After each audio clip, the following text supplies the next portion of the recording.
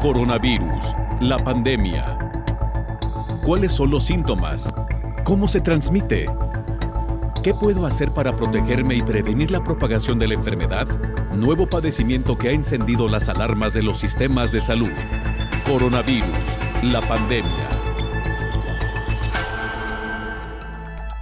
¿Cómo le va? Bienvenido a un programa más de Coronavirus, la pandemia. Este programa es una producción de la Universidad de Guadalajara que se transmite desde el foro de Canal 44, La Señal de Todos, y que llega al resto de México y América Latina gracias a la señal de las televisoras públicas que se suman a esta emisión. Queremos invitarle para que se ponga en contacto con nosotros a través de nuestras cuentas institucionales en Twitter y Facebook, @Canal 44 TV, o en WhatsApp en el 33 22 42 0690. Como todos los días, iniciamos este programa con el reporte que nos presenta nuestro compañero Roberto Castañares desde Ginebra, Suiza, sede de la Organización Mundial de la Salud. Lo escuchamos. Hola, ¿qué tal? Buenos días, Belén. Buenos días a todo el auditorio de Canal 44. Si a lo largo de este lunes las cifras evolucionan como en los últimos días, nos vamos a encontrar con que desde el jueves hasta hoy vamos a sumar 1 millón de infectados más por el coronavirus en todo el mundo. Cada uno de los pasados 4 días hemos sumado entre 205.000 y 230.000 nuevos casos. Y este lunes, hasta esta hora, rondamos ya los 150.000. Con los fallecidos todo muestra mayor regularidad y llevamos casi 2 meses en los que sumamos alrededor de 5.000 cada día. De este modo, los decesos por COVID-19 en el mundo durante más de medio año de pandemia suman hoy 565.000, mientras que los contagios llegan ya a los 12.700.000, según las cifras de la Organización Mundial de la Salud. Por cierto, esas cifras de 230.000 infectados diarios a nivel global son récord y no se habían alcanzado aún desde que en enero se empezaron a recopilar datos. 230.000 infectados diarios en los pasados días. América sigue concentrando casi la mitad de los casos, con casi 6.700.000 enfermos, seguida de Europa, que se aproxima a los 3 millones, y Oriente Medio, con cerca de 1.300.000 contagios. La lista de países más afectados la sigue encabezando Estados Unidos, superando ya los 3.200.000 infecciones, seguida de Brasil, India, Rusia, Perú, Chile y México, que ha adelantado durante el fin de semana a Reino Unido como el 7º país del mundo con más contagios. También destaca el hecho de que España ha salido del grupo de 10 países más afectados en el mundo en cuanto a número de casos, en el que estuvo durante unos 3 meses, al ser adelantada en este caso ya por Sudáfrica e Irán.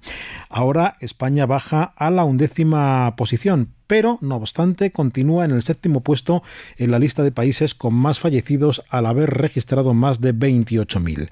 Los pacientes recuperados siguen en rápido aumento en todo el mundo y son ya 7,5 millones, acercándose a los 2/3 del total, mientras que unos 58.000 casos activos se encuentran en estado grave o crítico. Reportó desde Europa Roberto Castañares para el programa Coronavirus, la pandemia. Esta semana en Coronavirus, la pandemia, el infectólogo Héctor Raúl Pérez Gómez reflexionó sobre la situación que hoy por hoy atraviesa Florida, donde el número de casos se ha disparado de manera importante y donde los centros hospitalarios están resultando ya insuficientes. Escuchemos lo que comentó. 40.000 nuevos casos en un solo día. Es una catástrofe desde mi punto de vista, porque más de 3 millones de personas infectadas y, como bien lo señalas, ha tenido múltiples epicentros dentro de los Estados Unidos esta pandemia.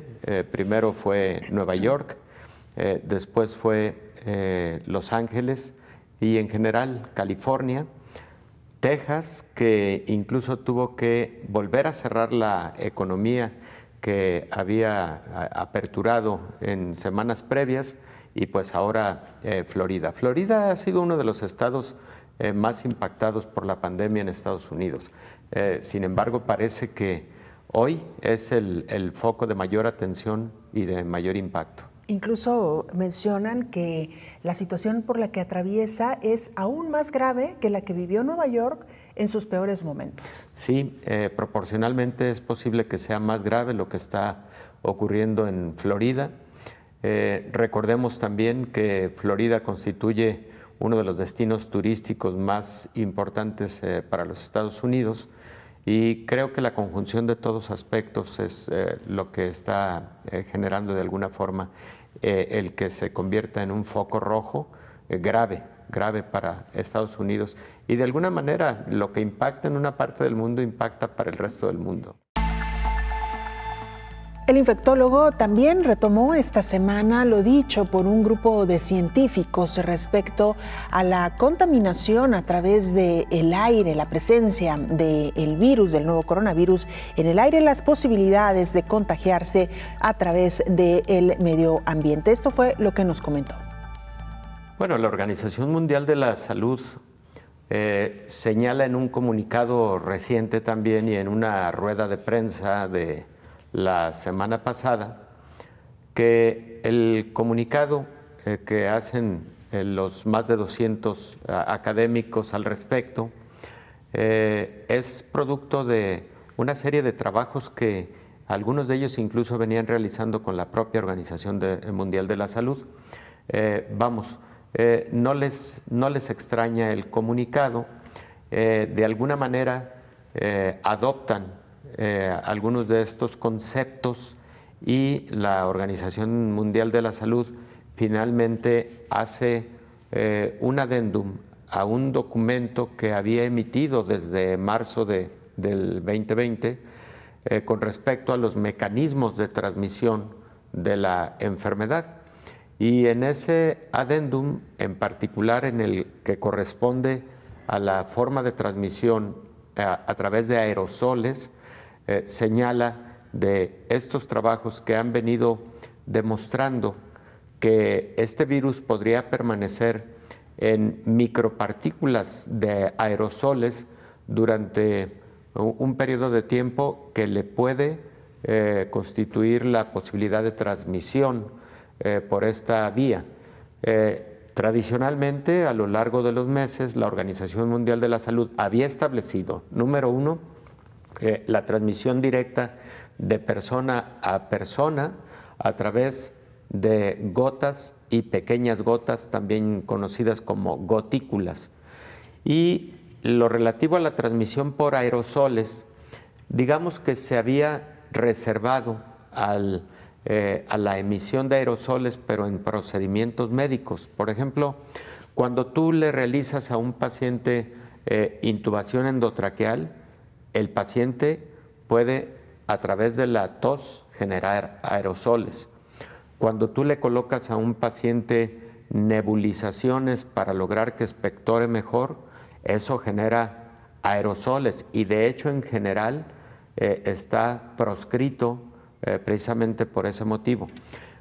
Pero este comunicado hace referencia a la generación de aerosoles en espacios cerrados, en donde el hablar y hablar mucho, en donde cantar y en donde gritar, hablar fuerte, pueden ser factores que generen aerosoles que pueden quedar suspendidos en el ambiente y que podrían generar transmisión de la enfermedad sin que esto ocurra de forma directa persona a persona. Y otro aspecto más, ellos señalan que el riesgo aumenta en aquellos espacios cerrados que no tienen una ventilación adecuada, o en aquellos espacios cerrados en donde el uso de aires acondicionados no toma aire ambiente para cumplir su función,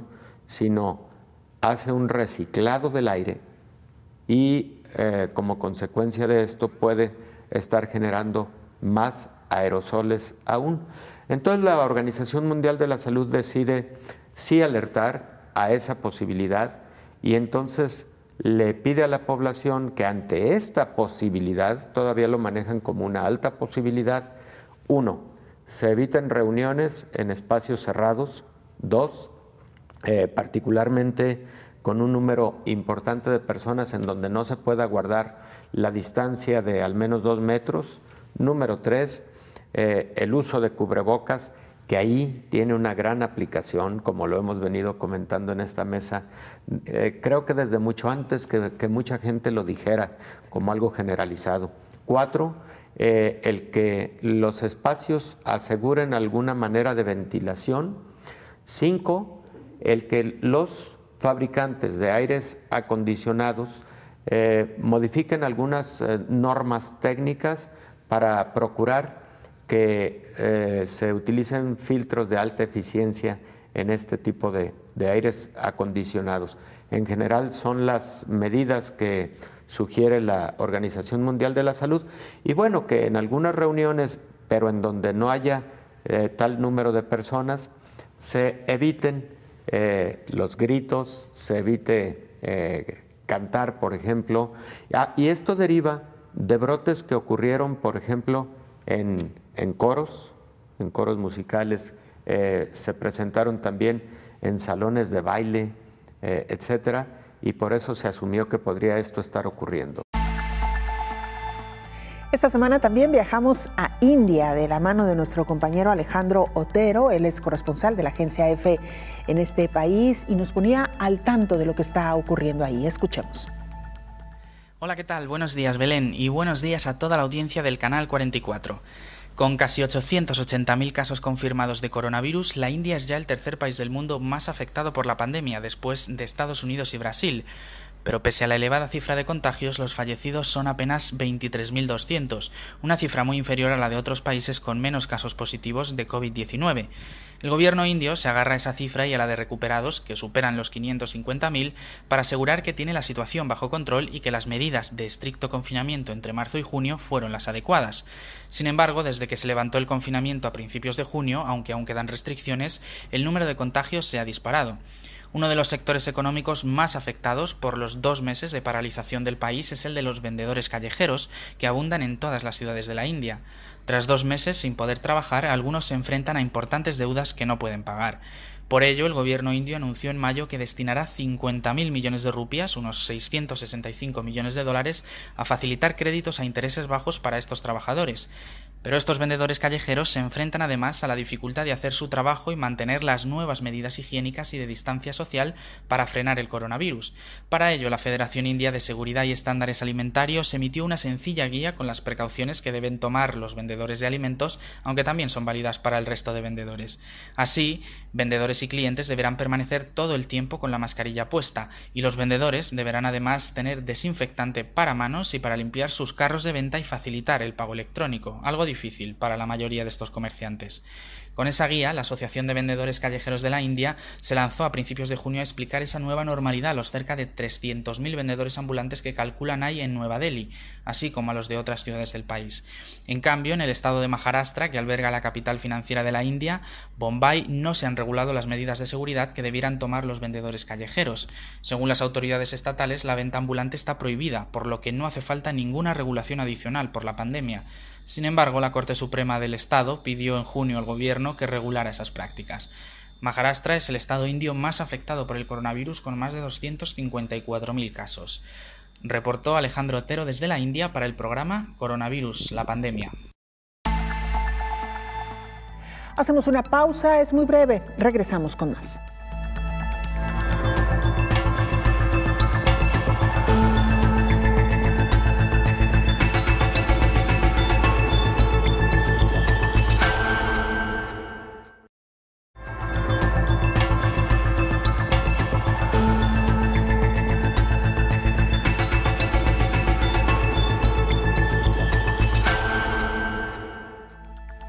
Hablábamos ya de este grupo de científicos que alertó a la Organización Mundial de la Salud en torno a el posible contagio a través del medio ambiente o del aire. La Organización Mundial de la Salud ha respondido a este grupo de científicos. La semana pasada, la Organización Mundial de la Salud reconoció lo que varios científicos señalaban, que el nuevo coronavirus sí se transmite a través del aire en zonas abarrotadas de personas y sin ventilación. Así lo informó la experta de la Organización Mundial de la Salud, que está al frente de la investigación de COVID-19, Maria Van Kerkhove. Fuera de las instituciones médicas, hay la posibilidad de que haya partículas en el aire en lugares cerrados o llenos de gente, donde hay poca ventilación o donde la gente permanece por periodos largos de tiempo. Lo que hemos visto es que se han reportado gente infectada en este tipo de lugares con poca ventilación, lo que incluye clubes nocturnos, gimnasios o bares, en donde el aire no puede circular libremente. En este tipo de lugares también se dan los casos de contagios por medio de gotas de saliva. La especialista señaló que se requieren de más estudios para comprender estos casos. Explicó que se está buscando el posible rol de transmisión aérea en otras situaciones, particularmente en áreas cerradas, donde se tiene mala ventilación. La transmisión aérea se define como la propagación de un agente infeccioso causado por la diseminación de núcleos de gotitas, aerosoles, que permanecen infecciosos cuando se suspenden en el aire a largas distancias y tiempos, de acuerdo con el reporte actualizado de la OMS sobre los modos de transmisión del virus. El documento señala que este tipo de transmisión puede ocurrir durante los procedimientos médicos que generan aerosoles, informó Rocío López Fonseca. Vamos ahora a Brasil. Nuestra compañera Flavia Peixoto nos actualiza información. Flavia, te escuchamos. Hola Belén, un gusto saludarte. Un saludo a todo el auditorio del Canal 44. El pasado martes, el presidente Bolsonaro anunció que había contraído la COVID-19, que estaba usando la cloroquina para tratarse y suspendió compromisos de trabajo. Bolsonaro tuvo fiebre de 38 grados, cansancio y malestar. Por eso quedó trabajando desde casa. El sábado dijo que ya estaba recuperado y listo para volver a sus compromisos. Después de haber hecho el test, la primera dama Michelle Bolsonaro dijo que su resultado ha sido negativo, así como el resultado de su hija. Pero la abuela de la primera dama está con COVID-19 en estado crítico. Ayer el presidente dijo en sus redes sociales que el combate al coronavirus en Brasil está marcado por la desinformación y por el pánico, con millones de desempleados y trabajadores informales sin ingresos en razón del aislamiento social. De los 27 departamentos de Brasil, en 10 de ellos crecen las defunciones por coronavirus. En 12 departamentos se estabilizó el número y en los otros 5 disminuyó. El país tuvo un promedio de 1.036 muertes al día por coronavirus en la última semana. En total, Brasil tiene casi 1.900.000 casos y más de 72.000 defunciones. Es el segundo país más afectado por la enfermedad después de Estados Unidos. En Brasilia, capital federal, donde yo vivo, crece el número de casos y la capacidad en los hospitales públicos está casi agotada. En otras ciudades donde crece la COVID, los hospitales públicos están alrededor de 80 o 90% de ocupación. Este es mi reporte desde Brasil para Coronavirus, la pandemia. Y esta semana que dedicamos algunos de nuestros programas a hablar precisamente del contagio del nuevo coronavirus a través del aire, el infectólogo Héctor Raúl Pérez Gómez nos hablaba también de los riesgos más altos que se corren particularmente en los lugares cerrados. En un estudio publicado en la revista New England Journal of Medicine en marzo de este año, se hicieron algunos estudios respecto de la permanencia de SARS-CoV-2 viable en diferentes superficies y esto también incluyó el aire. Por ejemplo, se definió que en el aire las partículas más pequeñas, las que derivan de aerosoles y que miden menos de 5 micras, podrían permanecer hasta 3 horas, y que la viabilidad del virus, precisamente por estar contenido en estas pequeñas partículas, pues generaba el riesgo de que al ser respiradas por otra persona pudiera ocurrir infección. Luego se estudió en el cartón, en donde puede permanecer 24 horas. Se estudió en el plástico, en el acero inoxidable, en donde puede permanecer entre 2 y 3 días, en fin, y han sido estudios muy serios, en condiciones, sí, muy bien controladas en el laboratorio, pero ya en la vida real, lo que puede ocurrir, antes comentábamos, es que, por ejemplo, la falta de ventilación, el reciclado del aire en lugares cerrados puedan contribuir a esta situación, y la otra, que se genere mayor cantidad de aerosoles, por lo que decíamos previamente. Personas hablando en una gran cuantía, pero sobre todo gritando, lo cual puede generar más aerosoles. Y finalmente el toser o el estornudar, lo cual puede dejar partículas flotantes y que sí pueden significar un riesgo, ¿no? En ambientes cerrados es particularmente en donde se está haciendo énfasis, porque en ambientes abiertos pareciera no ocurrir tanto riesgo.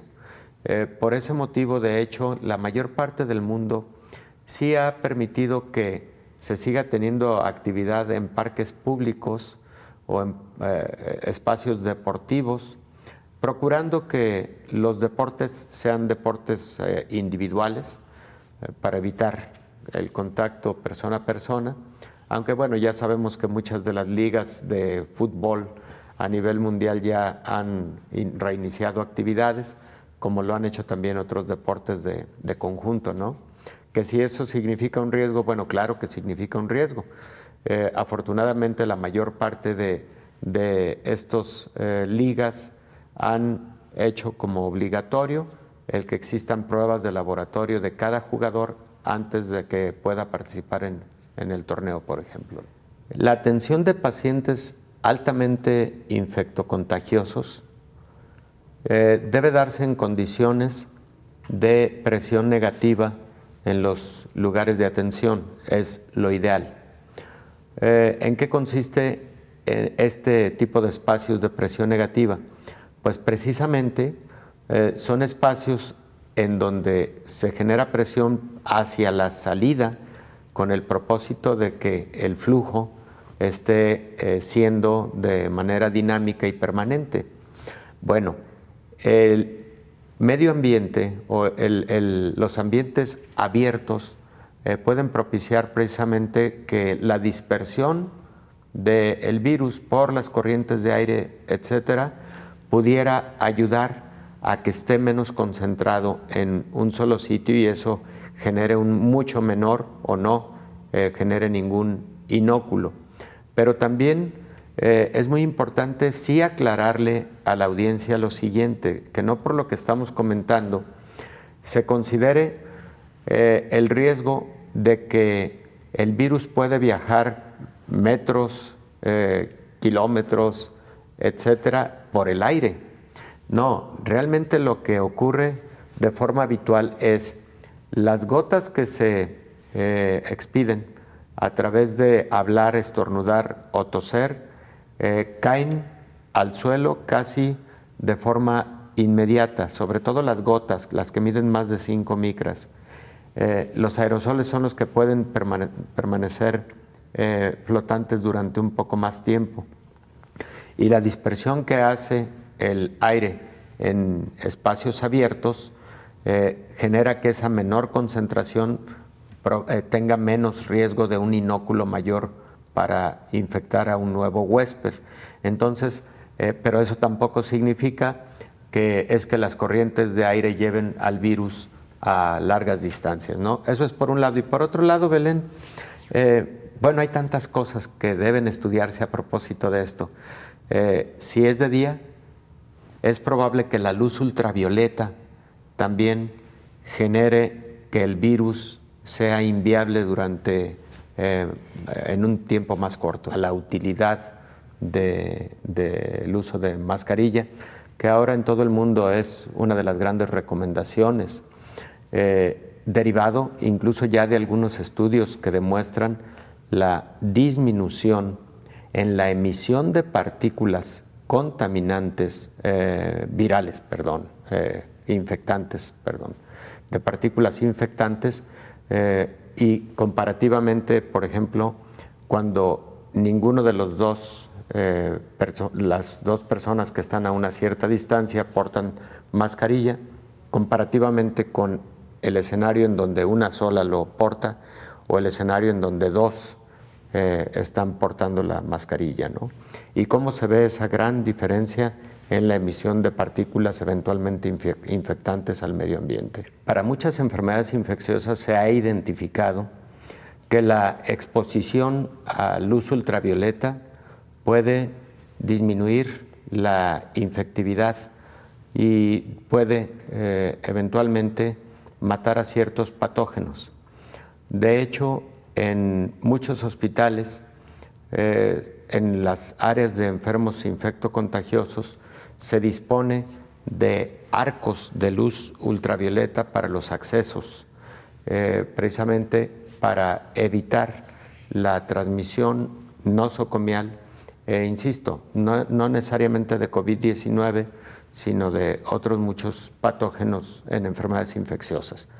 Pero también empiezan a ocurrir algunos estudios que sugieren que la densidad del aire en presencia de contaminación ambiental puede generar también mayor suspensión de partículas infectantes de SARS-CoV-2, el virus responsable de COVID-19, lo cual entonces debe alertar al riesgo de que metrópolis con mayor contaminación pudieran tener un incremento en el número de casos exactamente por este fenómeno de interacción entre contaminación ambiental y suspensión de partículas infecciosas en forma de aerosol que derivan de pacientes infectados por COVID-19.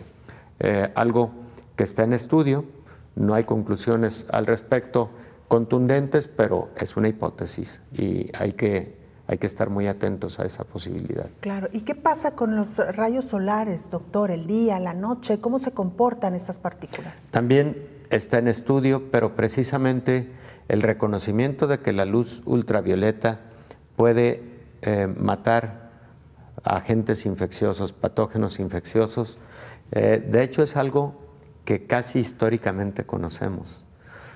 Si tú quieres, en otros siglos fue algo empírico, pero recordemos que, por ejemplo, los pacientes que padecían tuberculosis en el siglo XVII eran pacientes que se internaban en lugares conocidos como sanatorios. De ahí vino ese término de sanatorio. Y no existían los fármacos contra Mycobacterium tuberculosis.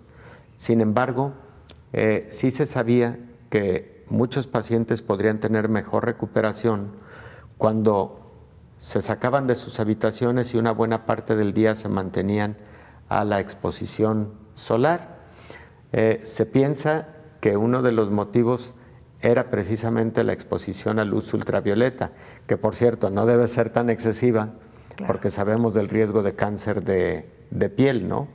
Pero esto lo comento porque con un antecedente histórico de esa naturaleza, luego vinieron estudios ya más en forma y con metodología científica mucho más ortodoxa, en donde se ha demostrado que la exposición a luz ultravioleta puede reducir la infectividad con ciertos agentes patógenos. Hacemos una pausa, regresamos con mucho más.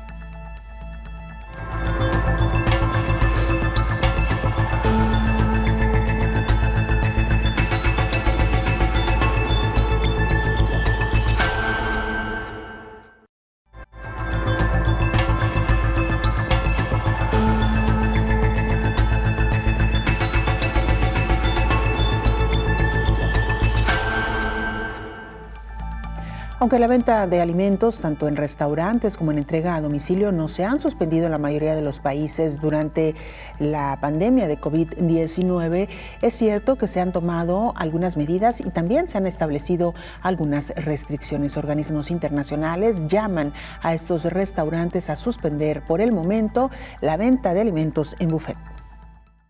Recomiendan los Centros de Control de Enfermedades de Estados Unidos que los servicios de buffet deberían suspenderse debido a la cantidad de personas que toman los utensilios para servirse los alimentos. En los buffets acude una gran cantidad de personas a convivir y se pasean varias veces por las mesas donde se encuentran los alimentos, por lo que debería de haber restricciones estrictas para la distribución de los mismos, ya que al hablar se expele una cantidad importante de micropartículas de saliva que puede esparcirse sobre los alimentos, explica la coordinadora de nutrición de BodyLogic, Alejandra López. En un buffet pues están todos los platos apilados, todas las cucharas apiladas y tú llegas, tomas tu plato y tus cubiertos. Pero si tú estás contagiado con este COVID-19, pues entonces el contacto que tú tengas lo vas a dejar entre entre los demás cubiertos, entre los demás utensilios. O hablar simplemente, por ejemplo, yo creo que nadie va a un buffet solo, son muy pocas las personas que lo hacen. Entonces, pues entre que estás agarrando tu platillo, estás hablando con esta persona y aunque tú no te des cuenta, pues son partículas microscópicas de saliva las que salen de tu boca y pues quedan impregnadas en el mantel, en las cucharas, en los platos. Digo, suena muy extremo, pero la realidad es esa. Esas pequeñas gotitas de saliva son la diferencia entre enfermarte y no. Por su parte, la Cámara Nacional de la Industria de Restaurantes y Alimentos Condimentados reconoció que el coronavirus también ha obligado a cambiar las prácticas de venta de alimentos como lo es el buffet. Se tiene un nuevo protocolo para la sanidad en estos establecimientos, en donde se deberá asignar a una persona que sirva la comida a los comensales. Estos no podrán acercarse a la comida, sí podrán ordenar un platillo las veces que deseen. La comida permanecerá cubierta y habrá una barra contra estornudo para protegerlos. De la misma forma, se colocarán domos sobre los platillos, informó Rocío López Fonseca. Y continuando con la venta de alimentos, particularmente aquellos que se entregan a domicilio, el infectólogo Héctor Raúl Pérez Gómez nos habló sobre la importancia de tomar algunas medidas para quien solicita los alimentos, pero también para aquellos que se encargan de la elaboración y entrega de los platillos. Existe un riesgo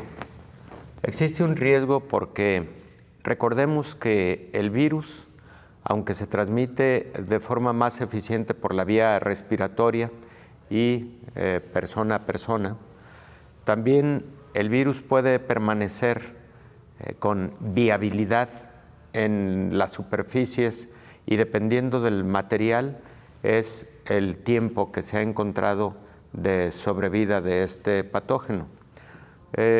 Por ejemplo, en plástico la sobrevida puede ser hasta de 3 días y frecuentemente los alimentos que se entregan a domicilio pues van en contenedores o bolsas de plástico. También frecuentemente son entregados en contenedores de cartón y ahí la sobrevida de SARS-CoV-2 se ha estimado en 24 horas aproximadamente como promedio. El otro punto es el de la presencia de SARS-CoV-2 directamente en los alimentos. En ese sentido hay menos estudios que en las superficies inertes, pero por supuesto que puede permanecer viable durante un periodo variable que no ha sido del todo estudiado. Pero también recordemos entonces la cadena de preparación de los alimentos. Una es la cadena de producción y otra la cadena de preparación. Quien prepara los alimentos debe estar sano y no solo libre de COVID-19, sino de muchas otras enfermedades infecciosas. Lo comentaremos también. Pero en relación a COVID, además de estar sano, debe siempre el personal que prepara los alimentos y quien los transporta con cubrebocas permanentemente y adicional a los cubrebocas con guantes. El personal que prepara alimentos debe seguir las medidas sanitarias que se han dictado para la mayor parte de la población, en términos de que el cubrebocas debe ser intercambiado cuando ya tiene humedad, etcétera. El lavado frecuente de las manos, en ese caso es posible que deba ser más frecuente, y también por otras enfermedades infecciosas. Y en estos momentos de pandemia, bueno, se ha incrementado la entrega a domicilio de alimentos preparados, lo cual me parece muy conveniente porque disminuye riesgos de tener que acudir y estar en un restaurante en donde puede haber un número importante de personas, que también lo vamos a comentar. Debe ser modulado, debe ser moderado, y al recibir alimentos que vienen transportados por alguna de estas compañías de plataformas, bueno, hay que asegurarnos de que quien nos está entregando los alimentos portó cubrebocas en todo momento, se ha lavado las manos en todo momento, y de igual manera es preferible que esté utilizando guantes para la entrega.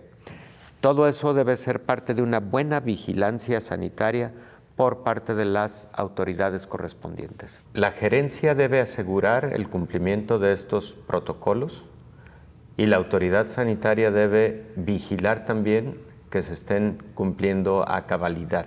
Lo que agencias internacionales han venido sugiriendo para propósitos de evitar la transmisión a través de alimentos o a través de la convivencia al interior de un restaurante. Me pareció muy importante, por ejemplo, el relativo a evitar los buffets. Efectivamente, son pequeñas partículas, pero son las partículas infectantes que a veces no se perciben.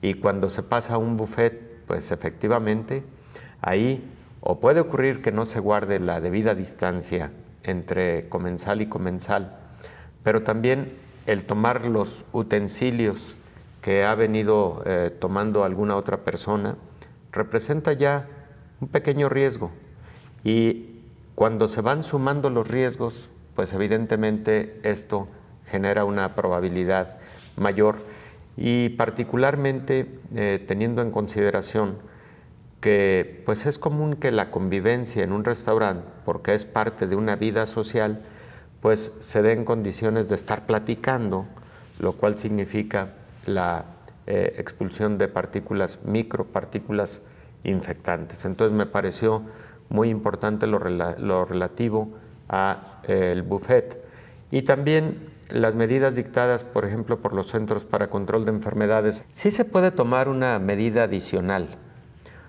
Por ejemplo, si vienen contenidos en bolsas plásticas o vienen contenidos los alimentos en algún receptáculo plástico, bueno, se podría hacer un aseo gentil de esta superficie con agua clorada a una concentración adecuada, evidentemente, y sin que toque los alimentos, porque eso puede significar un riesgo de otra naturaleza, ¿no? Pero de igual manera es común que los alimentos vengan contenidos en una bolsa plástica, pero al interior venga otra bolsa que puede ser de papel o de cartón, y que podría significar una mayor seguridad. Entonces es quitar la primera de las envolturas, lavar adecuadamente nuestras manos para obtener la segunda, y entonces ya proceder al consumo de los alimentos.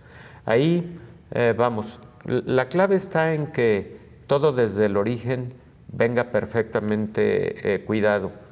Y otro aspecto básico, bueno, si hablamos exclusivamente en este momento de los alimentos que se reciben por parte de compañías que tienen plataformas de entrega, ahí bien valdría la pena que siempre estuviéramos atentos a que quien nos entrega los alimentos viene portando el cubrebocas y viene con guantes, porque si no es así y en el trayecto modificó esa conducta adecuada de protegerse bien para proteger los alimentos, pues conviene señalárselo a la empresa para que tome cartas en el asunto y para que ningún detalle se pierda. Insisto, la suma de cada riesgo puede representar la diferencia.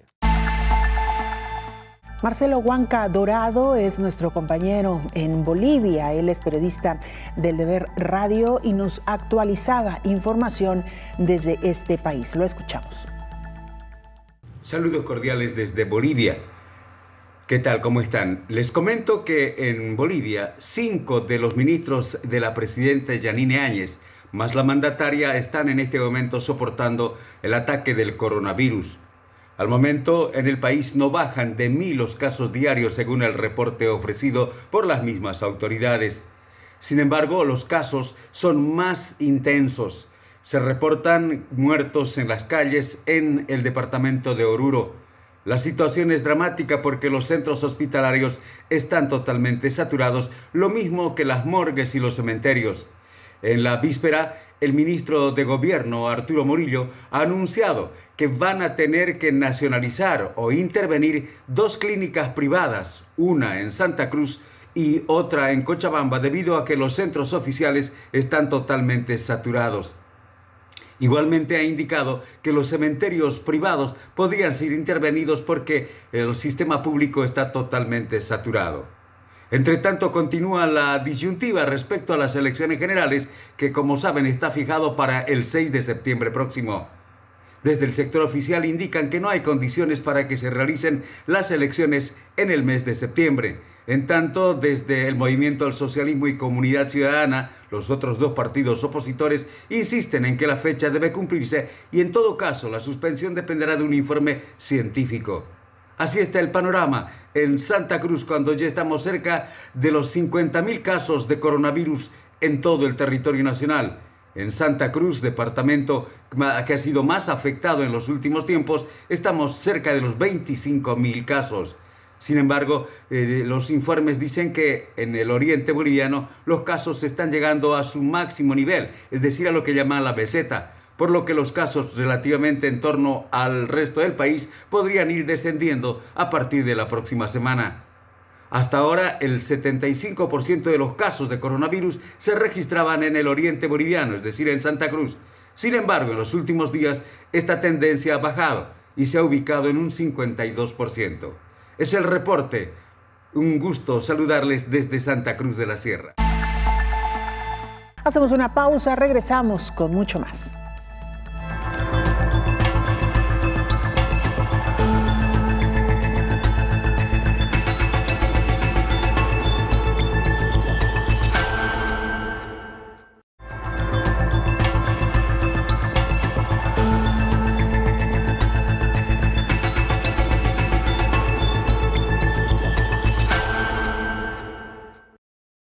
Naomi Mesa es reportera de STV Telebásica en Honduras y esta semana también nos ponía al tanto de lo que ocurre en este país. Escuchemos a Naomi Mesa. Un saludo para ti, Belén, y para toda la audiencia de Canal 44 desde Honduras. Tras 4 meses de entrar en toque de queda por casos de COVID en el país, hemos sobrepasado los 28.000 casos positivos. Nos alegramos informar que más de 2.900 personas se han recuperado con éxito. Sin embargo, lamentamos el deceso de más de 700 compatriotas. De los casos activos, 1.364 se encuentran hospitalizados, de los cuales 912 están en condición estable, 400 en condición grave y 52 en cuidados intensivos. La alerta roja y el toque de queda para todo el territorio hondureño continúa por una semana más. Con el fin de que los casos disminuyan, las medidas de circulación segmentada continúan y se sigue tomando en cuenta el último dígito de identidad, saliendo un dígito por día. El país continúa en la fase 1 de la reapertura inteligente, con excepción de los departamentos donde se reportan la mayor parte de los casos: San Pedro Sula, Distrito Central, Olancho, Choluteca, Atlántida, Comayagua, Santa Bárbara, Lempira y Colón. Estos departamentos, aún estando en la fase 0 de la reapertura, son varios los comercios que tienen permisos de operación y permisos para entregarse a domicilio. Entre estos están los restaurantes, pero mucha gente se cuestiona sobre los riesgos de contagio al realizar estos pedidos. Sin embargo, no hay información que afirme que sea una fuente preocupante de contagio. El virus no se transmite mediante la comida. Al momento de recibir un paquete se deben seguir ciertas medidas de seguridad. Realizar pagos en línea o por medio de transferencias. En caso de ser en efectivo, desinfectar sus manos luego de estar en contacto con el dinero y antes de entrar en contacto con el paquete. El repartidor debe utilizar gel desinfectante antes y después de realizar la entrega, siempre utilizando sus guantes y mascarilla, manteniendo la distancia apropiada con los clientes. No pedir comida que no sea cocinada, como las ensaladas, y en caso de que la comida llegue helada, deberá ser calentada en casa para asegurarse que los alimentos queden libres de posibles virus. Al momento de recibir su paquete, deberá desinfectar las bolsas o cajas que lo contengan y desecharlas inmediatamente. Seguido de esto, se debe realizar la desinfección de las superficies donde las bolsas entraron en contacto. Es importante lavarse siempre las manos antes de entrar en contacto con la comida que se va a ingerir. Este pasado sábado, Rusia donó 30.000 pruebas para detectar el coronavirus a países de Centroamérica. La donación se realizó gracias a la solicitud del Sistema de la Integración Centroamericana, SICA. Sin embargo, a pesar de que nuestro país forma parte del SICA, no fue incluido en la donación de pruebas para la detección del COVID. Respecto a esto, no se tiene información de la razón del por qué Honduras fue excluido. Sobre el SICA, esta semana Honduras realizó el traspaso a Nicaragua de la presidencia pro tempore del Sistema de la Integración Centroamericana en un contexto de pandemia, conflictos en el transporte de carga y una crisis económica sin precedentes en la región. Nicaragua le dará continuidad al fortalecimiento de la integración en temas de salud, economía social y áreas impactadas por la crisis sanitarias de COVID-19. Tras casi 4 meses de la compra de los hospitales móviles, llega a Honduras la embarcación que se supone contiene 2 hospitales móviles con 91 camas para atender a los pacientes con COVID en Tegucigalpa y San Pedro Sula. Sin embargo, debido a que Honduras firmó un acuerdo de confidencialidad donde detallaba que no podía recibir fotos ni videos de la fabricación de dichos hospitales, no se sabe aún con exactitud qué contiene el buque que arribó al país.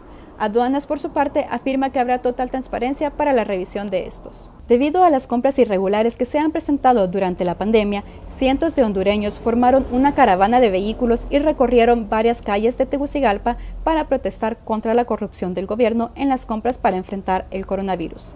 La caravana pasó frente al Hospital Escuela, donde gritaban ánimo a decenas de pacientes de COVID atendidos en una carpa improvisada como clínica porque el centro médico está colapsado. A esta protesta se suma el personal médico que sigue exigiendo los materiales adecuados para combatir la pandemia y el constante reclamo porque continúa la apertura de los negocios en las principales ciudades donde se presentan la mayor parte de casos de COVID. Le recordamos a la población hondureña y a los países afectados que por su bien y el de su familia lo mejor es quedarse en casa. Para Coronavirus, la pandemia, informó Naomi Mesa de STV Telebásica. A manera de conclusión, el infectólogo Héctor Raúl Pérez Gómez nos hacía las siguientes recomendaciones, ahí sobre todo algunos, reglas básicas a tomar en cuenta, no solo al momento de preparar alimentos que estarán a la venta o entregarlos, sino también para aquellos que los consumirán. Escuchemos. Hay que ser muy estrictos. Si no se están cumpliendo al 100% y a cabalidad esas medidas sanitarias, el establecimiento tiene que ser cerrado, sancionado, y el cierre es una forma de sanción. Es muy importante también recordar que en algunos restaurantes en donde además se venden bebidas embriagantes, a veces el estado de embriaguez, que se supone debe ser algo moderado, en un restaurante, que como tal lo es, debe considerarse como algo fundamental en control, porque, cuidado, una embriaguez profunda puede representar la pérdida de la noción de las medidas de control que deben tener los comensales. Entonces también eso hay que decirlo. Se habla poco de eso, pero precisamente por ese motivo, en muchos países la apertura de bares sí se ha reservado hasta momentos en donde realmente está perfectamente controlada la pandemia. De otra manera, en un bar el consumo de bebidas embriagantes es mayor, frecuentemente con la embriaguez se pierde la noción de la distancia entre personas. Tercero, se puede perder también la noción de que las partículas infecciosas, al hablar mucho, al gritar, al cantar, se pueden transmitir con mayor eficiencia, y entonces también eso se tiene que tener en consideración para el momento en el que puedan los bares en un momento dado tener apertura, ¿no? Y por otro lado, Belén, creo que las autoridades sanitarias de regiones, países, etcétera, podrían adoptar una medida interesante que sería un tutorial, probablemente grabado, pero que sirviera a los meseros y a todo el personal de un restaurante para que, a manera de una capacitación, les fuera proyectado por la gerencia y esto ocurriera con alguna periodicidad. ¿Por qué? Porque también a veces el personal del restaurante es personal con mucha, digamos, movilidad o rotativo. Cambian mucho de personal los restaurantes. Entonces, esa capacitación debe ser continua. Y si es un tutorial a manera de un video, de una forma digital, etcétera, pues creo que se puede revisar perfectamente en 15 o 20 minutos y de esa manera asegurar que el personal va a estar cumpliendo con las medidas sanitarias. Estas nuevas evidencias que existen sobre la posible transmisión del virus a través de aerosoles que quedan suspendidos por más tiempo en el medio ambiente, en el aire. Y hablábamos de que precisamente los lugares cerrados representan un mayor riesgo y comentábamos también que los aires acondicionados posiblemente van a tener que cambiar sus filtros por filtros de alta eficiencia, porque precisamente la climatización de estos espacios cerrados pues se da con aire que se recicla. Dos cosas. Una posibilidad es que no fuera aire reciclado, sino una modalidad tipo presión negativa para que el aire esté saliendo al exterior y se esté intercambiando adecuadamente, pero no reciclándose. Y la otra es precisamente que los aires acondicionados tengan filtros de mayor eficiencia. En cuanto al poro para el filtrado de partículas, en este caso de este tipo de partículas virales, poros no mayores a 5 micras, al contrario, ¿no? Y precisamente algo parecido a lo que son los cubrebocas. Entonces, creo que esta llamada nueva normalidad no va a incluir exclusivamente a la conducta y a la cultura de los seres humanos, sino también del entorno, de la infraestructura, de la forma de distribución en restaurantes, en bares, etcétera, en lugares públicos, en salas de cine, teatros, en fin, van a ocurrir muchos cambios seguramente. Nueva cultura de la salud. La vacuna y tratamientos eficaces y seguros podrán representar, yo diría que más que relajar, una flexibilización de esas medidas que hemos venido adoptando para la mayor protección de enfermedades respiratorias. Y digo esto porque conviene flexibilizar, pero a un grado tal que no perdamos de vista que las epidemias o las pandemias podrán ser un asedio frecuente a la sociedad en el mundo, porque el tiempo ha cambiado, los seres humanos hemos cambiado mucho. Para empezar, hay una demografía impresionante, hay una metropolización de la población mundial. Antes la población estaba razonablemente distribuida entre zonas metropolizadas, pero también en el campo, en zonas rurales, etcétera. Y posiblemente esa distribución hacía menos riesgo de epidemias y de pandemias. Esta, por ejemplo, es una pandemia metropolizada completamente, ¿no? De grandes metrópolis y concentraciones. La otra situación, pues, es el mundo globalizado, que exige una movilidad internacional también impresionante por motivo de negocios, por motivo de estudios, intercambios escolares, etcétera. Y eso también hace relativamente fácil el que pueda haber propagación de agentes infecciosos. De esta manera llegamos al final de esta emisión. Gracias por habernos acompañado. Le invitamos para que nos acompañe en el siguiente programa de Coronavirus, la pandemia. Hasta entonces. Coronavirus, la pandemia.